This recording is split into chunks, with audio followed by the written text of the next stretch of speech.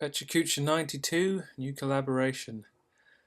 Yeah, it's been an awkward week. I watched a lot of stuff on YouTube that didn't really help my motivation.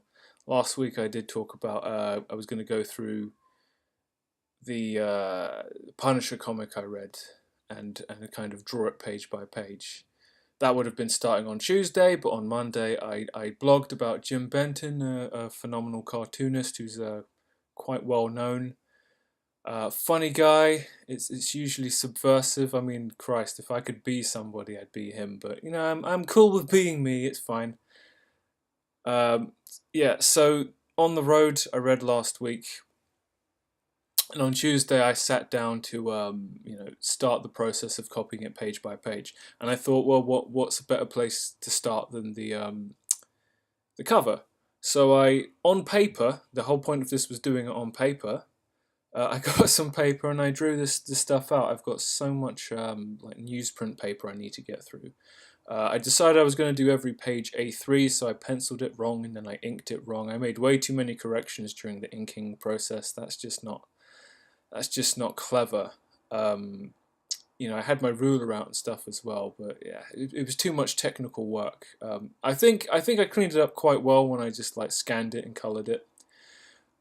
You can see that the cover's quite dirty. That was messing with me a bit. I didn't realize that the first page on the inside is the cover again, so I could have I could have had a nice clean image to work from. And I didn't pay attention to the colors of the skull, to be honest.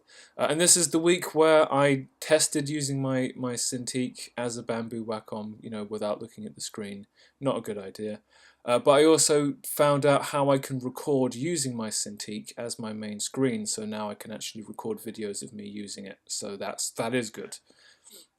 And as I was faffing around trying to draw a horse, failing, it reminded me of this video I saw last week, which was literally about the muscle memory and the psychological processes you should go through when you're trying to make nice clean lines, curves, repetitive motions. The guy literally filmed himself doing it for half an hour. And this is two amateurs talking to a professional manga artist, and he's kind of saying the same thing. Sometimes you just sit down, you get a piece of paper, and you just draw lines until they're good lines, and from those good lines you can make good art. But of course, you've got to know how to draw good art as well.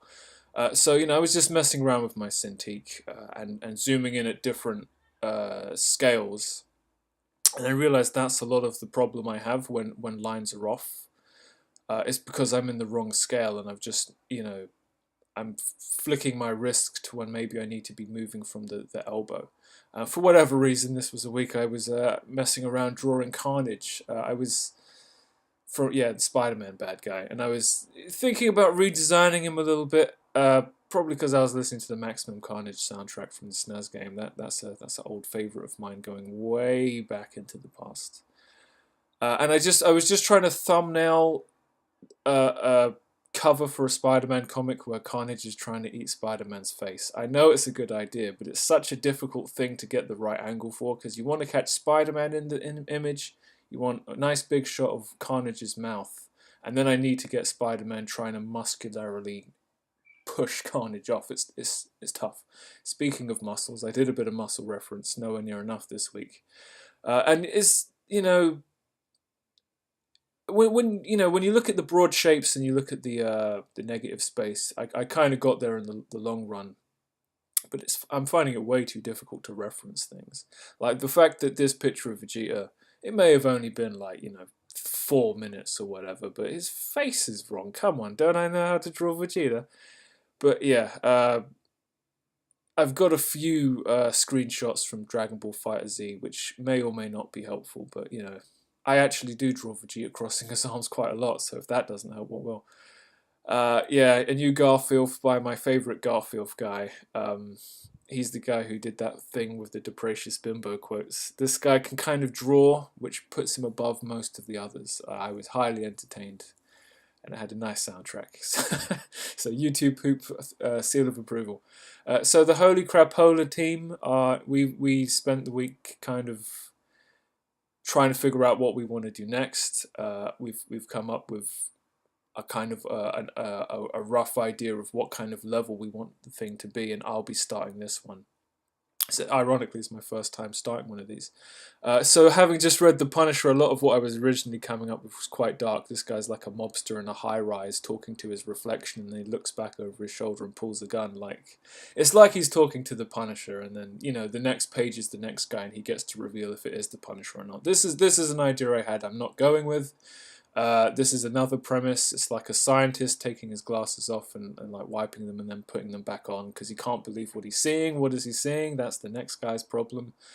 Again, another premise I'm not going for. Are they too? Are they not broad enough? I don't know. A guy is in a park, sits down with his paper on a bench, and then some guy shows up in the final panel. Obscured by having the sun behind him. Maybe it's not a him.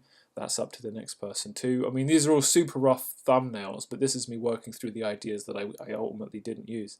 And this is the first page, heavily obscured, of what I've decided to do. You know, the major production has started. That'll be what I'll be doing this week. It's interesting because I'm kind of setting the place and the tone and the mood, but not necessarily the characters. It's interesting. It's fun. It's great. But it's it's that thing that I really struggle with, having too many options. But yeah, I'm happy with what I've done and what I'm gonna do, and then it'll be someone else's problem, Adam or James's. I'm not quite sure who's next. That's on them, seeing how they react to it. So that's what I'll be doing. Well, tomorrow it'll be the blog. I may have overstepped the mark and I might be in for a doozy if I'm going to talk about the difference between having artwork that's got lines in it and artwork that doesn't. That might be an argument that never ends. Not that it's necessarily an argument about which is better. I'm also sitting in From Hell, which is massive, which is kind of due back soon, so I need to start reading that. But, you know, I got 4 or 5 pages to do for this new collaboration, and then I hand it off. And then we can see how the pacing goes for this in terms of, you know, who does what and how fast. Faster is better because it keeps the energy up.